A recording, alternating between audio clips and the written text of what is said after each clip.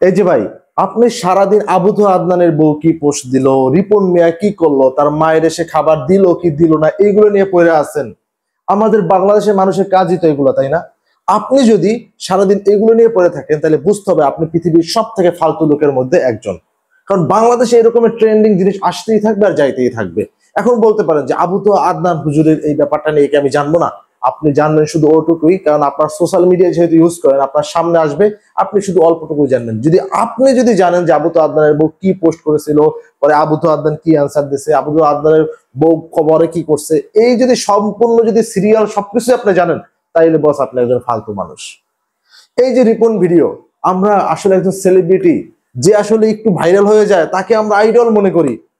আসলে মানুষের ব্যাপারটা কি জানেন? আপনি সব থেকে আপনার যে ছবিটা সুন্দর হয় সেটাই আপনি ফেসবুকে পোস্ট করেন।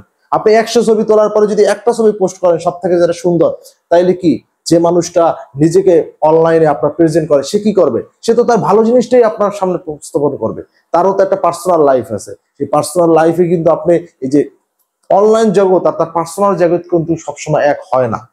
আর একটা মানুষ সে সবসময় চায়, এটা স্বভাবগতভাবে, সে মানুষ তাকে ভালো বলুক, মানুষের কাছে সে মানে ভালো একজন মানুষ হিসেবে পরিচিত, এটাই মানুষ চায়। সেজন্য কখনোই তার নেগেটিভ সাইড সে অনলাইনে দেখাতে চায় না। রিপন মিয়া তার বউকে অস্বীকার করেছে, তার মাকে বলেছে যে মানে তার মাকে সে খোঁজখবর নেয় না, এটা হচ্ছে তার একান্ত পার্সোনাল ব্যাপার। এইটা নিয়ে আপনার জানার কি আছে? বর্তমানে আপনি একটা জিনিস চিন্তা করে দেখেন, বর্তমানে যে রিপন ভিডিও বলেন, এর আগে হচ্ছে আপনার অপু ভাই ছিল, যে অপু ভাই ফ্যাতরামি করতে হয়, সেই অপু ভাই কিন্তু কোটি কোটি টাকার মালিক, সে পরবর্তীতে ল্যাম্বরগিনি করে, ল্যাম্বরগিনি কিনে সে হচ্ছে আপনার দুবাইতে ঘোরাফেরা করে। আপনি কি করছেন? আপনি আর আমার কারণে কিন্তু অপু ভাইয়ের মতো মানুষ তারা এখন হচ্ছে দুবাইতে গিয়ে ল্যাম্বরগিনি করে। কারণ কি জানেন? আমরা হচ্ছে ফালতু মানুষ, আমরা সারাদিন ওই রিলস গুলা দেখবো, আমরা সারাদিন ওই ভিডিও গুলো দেখবো। একটা ভালো ভিডিও, এই যে আমি ভিডিওটা বলতেছি, এই ভিডিওটাকে মনোযোগ দিয়ে সম্পূর্ণ দেখবেন না। কিন্তু যদি একটা মারামারি গ্যাঞ্জামের ভিডিও হইতো, কিন্তু দেখা গেছে কোনো একটা মেয়ের হচ্ছে একটু কাপড় এখান থেকে খোলা থাকতো, এই ভিডিওগুলো মানুষ দেখে। কারণ কি? এইগুলোই মানুষ ভিউ পায়। এই যে বর্তমানে যত প্রকার ফালতু জিনিস হইতেছে, এই কেক ব্যবসায়ী, তারপর হচ্ছে রিপন মিয়া, তারপর হচ্ছে আবুতো আদনানের, তাদের ভিতরে কি সত্য কি মিথ্যা আমরা জানি না। শুধু শুধু সেইগুলো নিয়ে আমরা পরচর্চা করে লাভ আছে? গিবাদ করে লাভ আছে? লাভ নাই।